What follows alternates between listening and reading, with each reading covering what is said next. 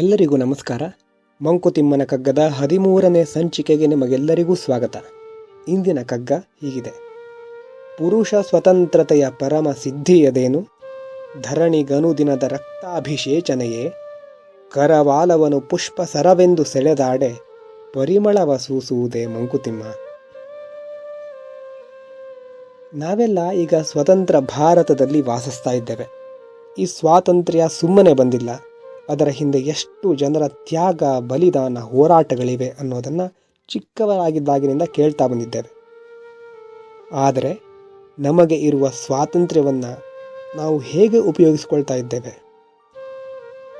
ನಿನ್ನೆಯ ಕಗ್ಗದಲ್ಲಿ DVG ಇವರೇನು ಮನುಷ್ಯರ, ರಾಕ್ಷಸರ ಅಂತ ಪ್ರಶ್ನಿಸಿದ್ದನ್ನು ಗಮನಿಸಿದ್ದೇವೆ. ಈ ಕಗ್ಗದಲ್ಲೂ ಅವರು ಅದನ್ನೇ ವಿಸ್ತರಿಸ್ತಾ ಹೇಳ್ತಾ ಇದ್ದಾರೆ. ಜಗಳ ಆಡಿಕೊಂಡು ರಕ್ತ ಸುರಿಸ್ಕೊಂಡೇ ಬದುಕ್ತಿದ್ದೀರಲ್ಲ, ಅದಕ್ಕೇನ ನಿಮಗೆ ಸ್ವಾತಂತ್ರ್ಯ ಸಿಕ್ಕಿದ್ದು?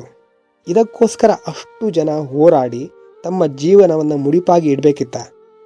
ಕರವಾಲವನ್ನು ಅಂದರೆ ಖಡ್ಗವನ್ನು ಹೂವಿನ ಮಾಲೆ ಅಂತ ಎಳೆದಾಡಿದರೆ ಅದರಿಂದ ರಕ್ತ ಸುರಿಯುತ್ತೆ ವಿನಃ ಪರಿಮಳ ಬರೋದಿಲ್ಲ. ಇರುವ ಸ್ವಾತಂತ್ರ್ಯವನ್ನು ಸಮರ್ಥವಾಗಿ ಒಳ್ಳೆಯ ಕೆಲಸಗಳಿಗೆ ಉಪಯೋಗಿಸಿಕೊಳ್ಳದೆ, ಇದು ನನ್ನ ಬದುಕು, ನನಗೆ ಬೇಕಾದ ಹಾಗೆ ನಾನಿರ್ತೇನೆ, ಕೇಳೋಕೆ ನೀವ್ಯಾರು ಅಂತ ಈಗಿನ ಕಾಲದಲ್ಲಿ ಹೇಳುವ ಎಷ್ಟೋ ಜನರಿಗೆ ಆವಾಗಲೇ DVG ಅವರು ಕಿವಿ ಮಾತುಗಳನ್ನು ಹೇಳಿದರು. ಸ್ವಾತಂತ್ರ್ಯ ಅನ್ನೋದು ಒಂದು ಖಡ್ಗ ಇದ್ದ ಹಾಗೆ. ಅದನ್ನು ನಮ್ಮ ದುಃಖಗಳನ್ನು, ವಿಕಾರಗಳನ್ನು ಕತ್ತರಿಸಲಿಕ್ಕೆ ಉಪಯೋಗಿಸಿದರೆ ನಾವು ಬೆಳಿತೇವೆ, ಕಷ್ಟಗಳು ಕಡಿಮೆ ಆಗುತ್ತೆ. ಅದೇ ಖಡ್ಗವನ್ನು ಮತ್ತೊಬ್ಬರಿಗೆ ತೊಂದರೆ ಕೊಡಲಿಕ್ಕೆ ಉಪಯೋಗಿಸಿದರೆ, ಸಮಾಜದ ಸಾಮರಸ್ಯವನ್ನು ಹಾಳು ಮಾಡಲಿಕ್ಕೆ ಬಳಸಿದರೆ, ಅದನ್ನು ಬಳಸುವವರು ಆಮೇಲೆ ಆ ಖಡ್ಗಕ್ಕೂ ತನ್ನ ಉಪಯೋಗ ನೆನಪಿರಲ್ಲ. ಅದನ್ನೇ ನೋಡ್ತಾ ಬೆಳೆದವರಿಗೆ ಖಡ್ಗದ ನಿಜವಾದ ಉಪಯೋಗವೇ ಗೊತ್ತಾಗೋದಿಲ್ಲ.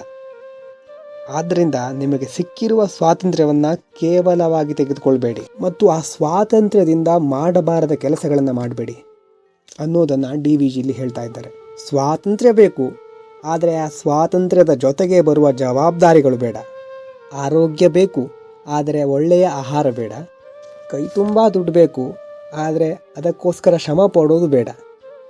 ನಾನು ಯಾರನ್ನು ಗೌರವಿಸೋದಿಲ್ಲ, ಆದರೆ ಎಲ್ಲರೂ ನನ್ನನ್ನು ಗೌರವಿಸಬೇಕು, ಪ್ರೀತಿಸಬೇಕು. ಈ ರೀತಿಯ ಧೋರಣೆಗಳಿಂದ ಯಾರೂ ಏನನ್ನು ಗಳಿಸಿಲ್ಲ, ಗಳಿಸಿದರೂ ಅದು ಬಹುಕಾಲ ಉಳಿದಿಲ್ಲ.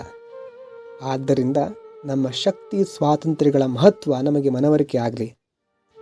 ಗುಲಾಮರಾಗಿ ಇರೋದಾದರೆ ಅಹಂಕಾರದ ಗುಲಾಮರಾಗದೆ, ಅತಿಯಾಸೆಯ ಗುಲಾಮರಾಗದೆ, ಗುರುವಿನ ಗುಲಾಮರಾಗೋಣ, ಅರಿವಿನ ಗುಲಾಮರಾಗೋಣ. ಧನ್ಯವಾದಗಳು.